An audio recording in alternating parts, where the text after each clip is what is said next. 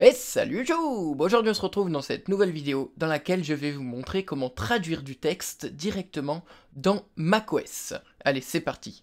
Alors, souvent on peut être confronté au fait de tiens, je rédige un texte et j'ai besoin d'une traduction partielle ou totale de mon texte, de mon document. On passe par des applications, des sites web, bref, il y a plein de solutions.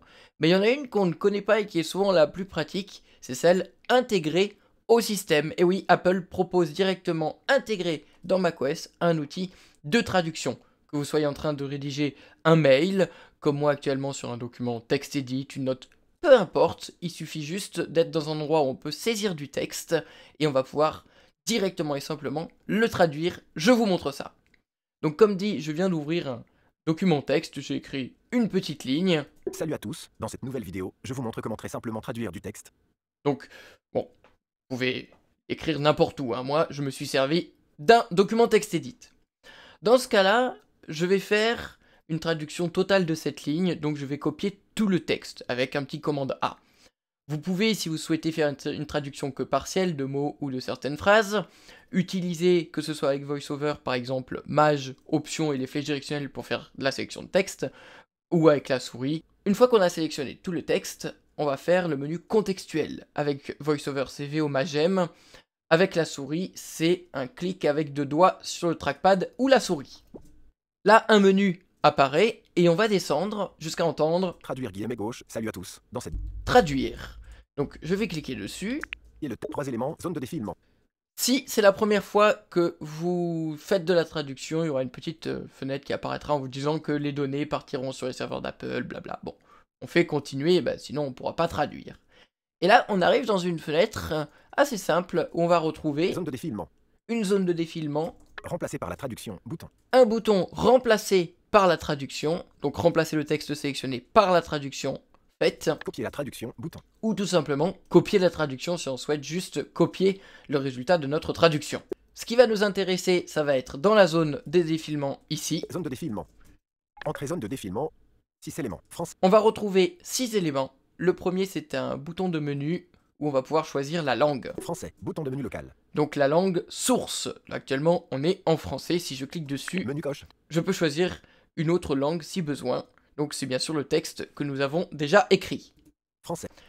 À droite, on va retrouver notre texte. Salut à tous, dans cette nouvelle vidéo, je vous montre Voilà. Si on se décale encore sur la droite, énoncer l'original. on peut énoncer l'original. Bon, ça peut être pratique si vous souhaitez entendre votre texte par une synthèse vocale, si vous n'utilisez pas par exemple de lecteur d'écran. Et si on se décale à droite, on va avoir le résultat de notre traduction. Donc en premier, Portugais, bouton de menu local. on peut choisir une langue. Donc actuellement, c'est portugais parce que c'est ce que j'avais utilisé pour un de mes précédents cours. Mais si je clique coche, ici, je peux choisir n'importe quelle langue. Espagnol. Espagnol par exemple, si je clique là, Espagnol. il aura choisi espagnol. Et si je me décale à droite, Hola a todo, en este nuevo vaido, o muestro como traducir texto de forma muy sencilla. et voilà, là on a le texte traduit en espagnol. Si je retourne sur une autre langue, Espagnol, bouton, menu coche, espagnol. Allemand. en allemand par exemple, Allemand, bouton de menu local. Hallo zusammen. In diesem neuen Video sage ich euch, wie man ganz einfach Text übersetzt. bon vous avez compris. Le texte a été traduit dans la langue voulue. On a tout un tas de langues, c'est super pratique. Vous avez même les variantes de l'anglais. Par exemple là on va prendre anglais EU. Anglais, E majuscule, accent aigu, U. Hi everyone, in this new video, I show you how to translate text very simply. Voilà, donc vous avez vu c'est super simple. Et donc, une fois qu'on a fait les modifications, Sur zone de remplacé par la traduction, bouton. on peut ou remplacer par la traduction, comme je vous l'ai montré tout à l'heure, ou le copier. Allez, on va faire ça, soyons fous. Sélection remplacée, simply. Et voilà. Donc maintenant, dans mon document texte, on va retrouver... Hi everyone, in this new video, I show you how to translate text very simply.